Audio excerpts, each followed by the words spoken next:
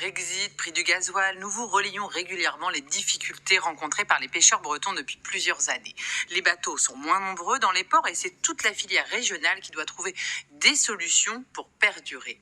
3000 emplois dépendent du port de Kéroman à Lorient. Alors pour continuer d'alimenter ces mareyeurs et sociétés agroalimentaires locales, l'agglomération lorientaise, représentée par le maire de Lorient, Fabrice Loher, a investi en 2020 dans le développement du nouveau port d'Oman, ce sultanat de la péninsule arabique. Alors Jean-Philippe Olivieri, vous représentez ce soir donc le parti radical de gauche dans le Morbihan et vous défendez ce partenariat qui se fait donc sous la forme d'une société nommée Ker Oman, joli jeu de mots, un clin d'œil au port de pêche de Kéroman à Lorient. C'est une société mixte qui contient donc de l'argent public et des investisseurs privés. En quoi ce contrat entre Lorient et Oman, que vous qualifiez vous d'extraordinaire, apporte une bouffée d'air à la filière pêche du Morbihan, Jean-Philippe Olivieri? Alors, bonsoir. Je ne suis pas le porte-parole de la SAS Kéroman, mais je me félicite que des Bretons, des Lorientais, aient réussi à emporter un appel d'offres international contre la Chine, alors que la Chine souhaitait, dans le cadre de la route de la soie, pouvoir s'installer à Oman, et bien que l'expertise, l'excellence de la pêche bretonne puisse finalement être choisie pour construire sur place un port. Donc, ce qui est intéressant, oui. Oui, pardon. Oui, et donc ma question était, en quoi est-ce qu'il est... Ce qui est intéressant, c'est que ce port va permettre d'exporter du notre territoire des services, des produits. Il y a également dans le projet un port de plaisance. Or, avec la Célor, on a, et pas seulement à Lorient, mais la plaisance c'est quand même très bien implantée sur la Bretagne, on puisse également là-bas pouvoir apporter notre savoir-faire. Et puis il y a également la courbe large où il pourrait y avoir également une implantation. Donc là, en tous les cas, nous, ce qui nous intéresse ce soir, c'est l'aspect pêche du projet. Lucie Montier, les écologistes du Morbihan dénoncent une partie de ce contrat qui permettrait finalement à ce nouveau port d'Oman d'exporter massivement son poisson à Lorient via bateau ou avion cargo. Qu'en est-il exactement, Lucie Montier ? Alors oui, effectivement, nous, on s'est rendu compte de ce projet-là suite à un article de presse qui est paru le 9 octobre dernier, donc 9 octobre 2023, dans lequel le président de la SAS Ker Oman, Maurice Benoît, en fait, estime que l'approvisionnement en produits de la mer à Oman pourrait permettre aux acheteurs du port de Lorient d'avoir du poisson frais arrivé par avion cargo. Et là, effectivement, en lisant ça, on se dit, mais on marche sur la tête, le monde est complètement fou.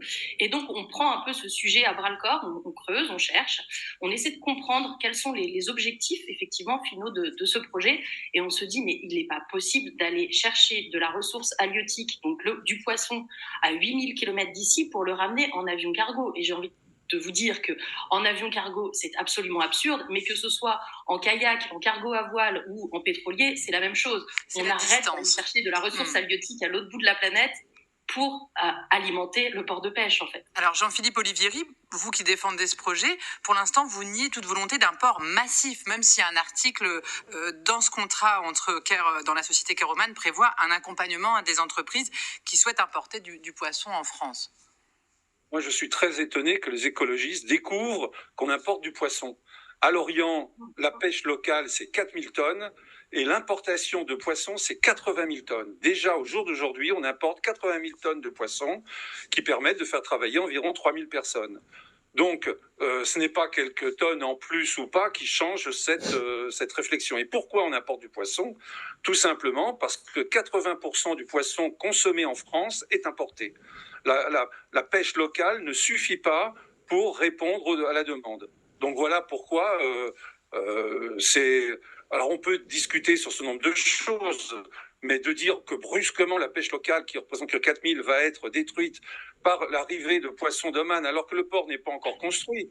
Donc c'est un projet qui sera dans plusieurs années. Mais, ça paraît un peu... Oui, mais dont les termes du contrat sont écrits maintenant. Alors pour l'instant, du côté des mareyeurs l'orienté, on ne semble pas s'émouvoir plus que ça autour de cette polémique. Mais les professionnels rappellent donc que l'importation de poissons est déjà une réalité à Lorient, puisque la criée n'apporte plus que 18 000 tonnes sur les 80 000 tonnes transformées chaque année par ces mareyeurs et puis par l'industrie agroalimentaire locale. Lucie Montier, d'où vient tout ce poisson qui est importé à Lorient ? Est-ce qu'il arrive justement de moins loin, par des transports moins polluants ? Alors, effectivement, on n'a pas découvert que une partie des imports de poissons du port de pêche de Lorient, effectivement, venait non pas de la pêche locale lorientaise, mais effectivement d'ailleurs aussi, donc d'autres ports de pêche bretons, mais aussi, c'est vrai, par transport en camion, en fait. Donc ça, on en est conscient. Par contre, c'est pas une raison pour détruire encore plus le rapport avec les pêcheurs, qu'ils soient bretons ou effectivement qu'ils soient des différentes côtes européennes. Donc, je ne vois pas en quoi ça peut justifier l'import de poissons depuis Oman, en fait, depuis 8000 km. Faut effectivement m'expliquer quel est le projet. Et puis c'est vrai que, excusez-moi de m'étonner tout de même que le parti des radicaux de gauche puisse défendre un tel projet. En fait, moi, ça me pose beaucoup de questions.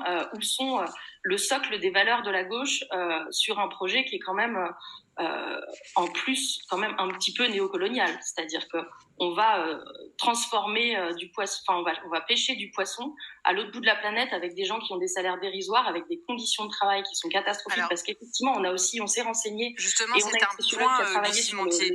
Selon le rapport d'Amnesty International, sur l'année écoulée au Sultanat d'Oman, les autorités ont continué à arrêter les personnes qui formulaient des opinions critiques à l'égard du gouvernement, exprimaient des convictions religieuses considérées comme non conformes aux pratiques islamiques officielles. Les travailleuses et travailleurs immigrants étaient toujours en but à l'exploitation, au travail forcé, des conditions de travail difficiles. On ne parle même pas des femmes donc, qui subissent des discriminations en droit et dans la pratique. Jean-Philippe Olivieri, est-ce que les radicaux de gauche ne voient pas de problème aux échanges commerciaux avec cet État, ou y a-t-il en tous les cas des conditions dans ce contrat par rapport aux conditions de travail sur place? Alors déjà, je voudrais répondre au fait que nous défendons une écologie sociale et pas une écologie libérale. Parce que à dire il ne faut surtout pas faire venir de la matière première pour qu'elle soit traitée par des travailleurs à Lorient ou ailleurs en Bretagne, c'est accepter que finalement on laisse la matière première traitée sur place, c'est la délocalisation, et ensuite on importera les produits finis qui iront directement dans les bacs de Picard ou de Carrefour. Nous pensons que c'est mieux que ce soit des travailleurs en France qui finalement apportent la plus-value du traitement du poisson. Mais avant que ça n'arrive en France, il y a des travailleurs à Oman qui vont pêcher, qui vont s'occuper du poisson. Bien sûr, mais dans le projet, il me semble que, et ce sera peut-être aussi un atout, il aura la possibilité que les Lorientais qui seront sur place fassent en sorte d'apporter une valeur sociale au niveau des bonnes pratiques, au niveau du respect d'un certain nombre de règles.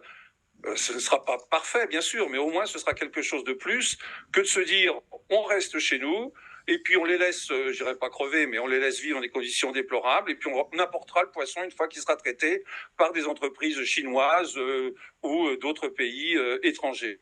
Donc en fait, vous dites que c'est mieux que ce soit nous plutôt que justement la Chine qui serait moins regardante sur les conditions. Mais finalement, l'investissement public de l'Orient dans ce projet, est-ce qu'il n'aurait pas pu servir en priorité justement à la transition sur la pêche bretonne locale? Alors vous aviez, vous, aux dernières élections municipales, la volonté de décarboner la pêche locale avec des prises sur le port, des camions frigos moins polluants pour apporter d'Écosse, etc. Est-ce que ce n'est pas des financements qui auraient pu servir aussi en local parce qu'ils sont assez importants? D'abord, ce sont uniquement des financements sous forme d'avance remboursable. Donc, il n'y a pas d'argent qui sera dépensé par l'agglomération, puisque cet argent sera ensuite remboursé. Et deuxièmement, quand nous, on parle d'écologie sociale, on est aussi, les radicaux de gauche, pour une gauche d'action et de solutions, pas uniquement de paroles. Et effectivement, il y a déjà 4 ans, on avait proposé qu'on décarbonise le transport du poisson qui est pêché par la Scapèche, le groupe Intermarché, qui est débarqué en Écosse, où c'est des camions qui viennent d'Écosse jusqu'à Lorient en gazole, alors qu'on aurait pu très bien, comme le fait Intermarché pour tous ces hyper en France, utiliser des camions au biogaz. Ça aurait été une manière finalement de faire de l'écologie responsable et réelle. Et de même dans le port de Lorient, le port de pêche, les camions qui attendent pour débarquer leur cargaison laissent leur moteur allumé au gazole, pour pouvoir conserver le froid avec leur bloc froid, alors que s'il y avait des prises électriques pour chaque camion, comme ça se fait dans beaucoup d'endroits, mais ça permettrait finalement là aussi... Alors on imagine que ces sujets... On imagine que ces sujets-là feront partie des solutions qui seront abordées lors de la table ronde que les écologistes justement organisent ce vendredi 12 janvier à Lorient sur le sujet de la pêche, de la filière de la pêche. Bien sûr, l'apport de poissons du contrat Oman sera au centre des discussions, on imagine, mais seront présents à cette table ronde des professionnels de la pêche, des experts de la filière, des militants. La médiatisation, Lucie Montier, de cette semaine sur cette affaire a dépassé les frontières bretonnes.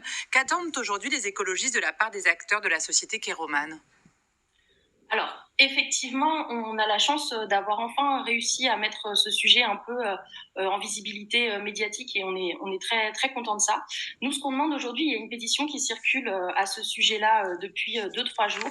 En fait, on demande au président de Lorient Agglomération de s'engager à ce qu'aucun poisson ne vienne d'Oman, ne vienne de l'autre bout du monde tout simplement, au port de pêche de Lorient. Et effectivement, je serais quand même très très curieuse d'avoir la définition précise de l'écologie sociale de la part de Monsieur Olivieri et de la part des radicaux de gauche, parce que quand même ça me pose énormément de questions. Donc j'espère que nous aurons l'occasion d'en reparler, parce qu'effectivement, nous n'avons pas du tout le même point de vue sur l'écologie sociale, Monsieur Olivieri. Merci. Alors, pourquoi finalement vous voulez que le maire de Lorient, je ne vois pas en quoi d'ailleurs il pourrait intervenir dans des problèmes d'entreprise, mais pourquoi vous voulez qu'il n'y ait aucun poisson, qu'il y ait un engagement, qu'il n'y ait aucun poisson qui vient d'Oman, et vous ne dites rien sur les 80 000 tonnes qui déjà arrivent importées à Lorient?